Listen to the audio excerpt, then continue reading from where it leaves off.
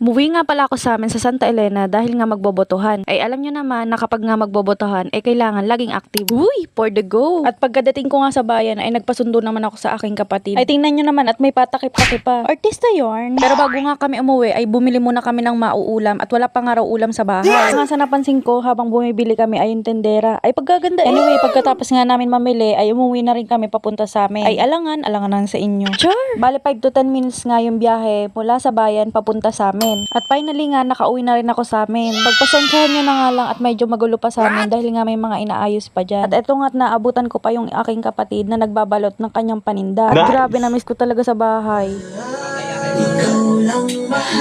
Hi, Aren!